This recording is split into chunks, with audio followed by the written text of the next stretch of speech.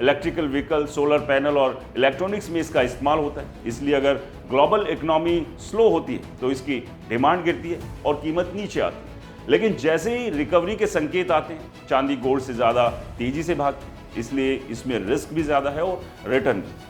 अब सबसे अहम सवाल, इसका प्रॉपर्टी मार्केट से क्या कनेक्शन है? तो दोस्तों समझिए, जब महंगाई बढ़ती है, ब्याज दरें ऊंची रहती है और अनिश्चितता बढ़ती है, तो लोग बड़े निवेश से बचते हैं और प्रॉपर्टी सबसे बड़ा निवेश होता है।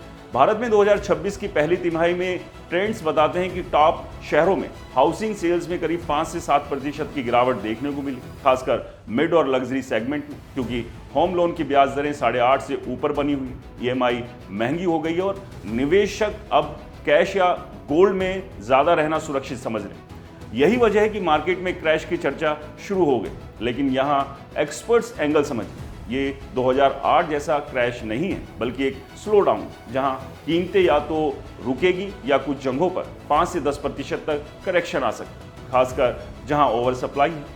दोस्तों अब आते हैं बाबा वेंगा की भविष्यवाणी पर। बाबा वेंगा ने दशकों पहले कहा था कि दुनिया में एक ऐसा समय आएगा जब बड़े स्तर पर युद्ध होंगे, आर्थिक अस्थिरता बढ़ेगी और लोग अपने धन को बचाने के लिए पारंपरिक सुरक्षित साधनों की ओर भागेंगे।